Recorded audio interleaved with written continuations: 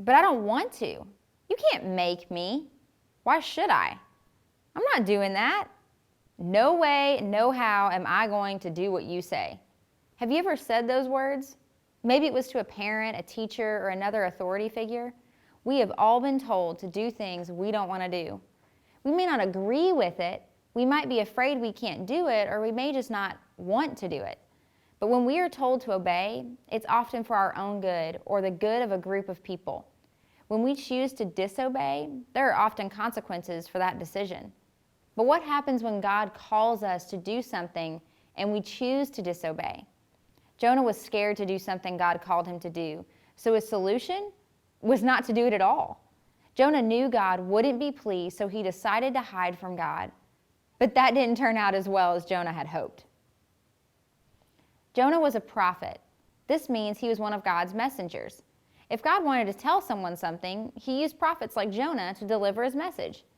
Sometimes these messages were good, and sometimes they were hard messages from God. One day, God told Jonah to deliver an important message for him. Jonah, my prophet, I have an important message for you to deliver. I am here to serve you, God. What message and to whom would you like for me to deliver it? You are to travel to Nineveh and tell the people there that I see them disobeying me. Tell them I want them to change their ways and start living their lives as I have told them. Not Nineveh. I'm too scared. The people there will kill me. Please don't make me go.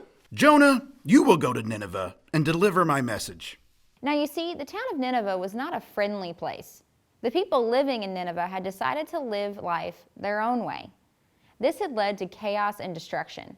That's why when God wanted Jonah to deliver his message, but Jonah didn't want to go because he was afraid if he confronted the people of Nineveh that they would kill him if he delivered God's message.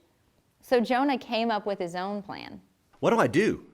I can't go to Nineveh. Doesn't God know people will kill me there? I can just imagine how it would go. I'll walk into town, tell the people to come hear the message I have from God. People, listen up. God says you are disobeying him. He sees what you are doing, and he wants you to stop and obey him. Cue the stones. No way would I get out of there alive. So Jonah decided to disobey God and hide from him. Jonah looked around for the quickest way out. He saw a really big ship, and that gave him an idea. He quickly ran down to the port where the ship was docked. I need to get out of here really fast. Do you have room for one more? Sure do. Welcome aboard. Jonah went down to hide in the bottom of the ship, where he fell asleep. But he didn't get to sleep too long. The wind began to blow and the rain began to pour. Waves beat the ship on all sides. The men aboard the boat were scared. What's happening? I don't know. This is the worst storm I've ever seen. I think I know what might be the problem. The captain remembered Jonah and went down to wake him up. What terrible thing have you done that God would bring all this trouble on us? Tell me now! I disobeyed God, and now I'm hiding from him. He told me to deliver a message to Nineveh. I didn't want to, so I decided to hide. How could you do a thing like that?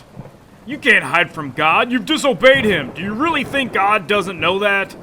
The storm got even worse. The waves crashed harder against the boat, the thunder grew louder, and the rain came down harder. The men could hardly stand on the boat. Throw me over the boat, and the storm will stop. But you will die! Throw me over the boat now! I can't! It's the only way! Okay, if you say so. God forgive us! With Jonah in the water, the thunder went silent, and the rain stopped and the waves calmed. Everyone on the boat cheered and praised God. But Jonah wasn't cheering. He was floating in the water. But God hadn't forgotten Jonah. He sent a huge fish that swallowed Jonah. Wait, what is that? Help! What? No! It was dark inside the fish. Jonah did all he knew to do, so he prayed for 3 days and 3 nights. God, forgive me. I will do what I promised to do. I will obey. I will obey you. On the 3rd day, God gave a command, and the big fish spit Jonah out and onto dry land. Jonah rushed to Nineveh to deliver God's message. Stop disobeying God. He knows you are living your lives your own way instead of his way. He won't allow this to continue. Obey God and live his way. He wants the best for you. Jonah told the whole town, and the town listened to what Jonah had to say about their disobedience to God. Jonah didn't want to go to Nineveh because he knew Nineveh was a place where people didn't obey God. But Jonah himself was no better than those in Nineveh. Instead of relying on God and what he was calling him to do, Jonah disobeyed God and fled. We're not perfect. We all sin. Even when we are doing our best to live his way, we still mess up. Jesus is why we want to live our lives his way. Jesus is why we can be forgiven of all of our sins, and Jesus has already gone before us to bust our sin. 3, 2, 1, busted.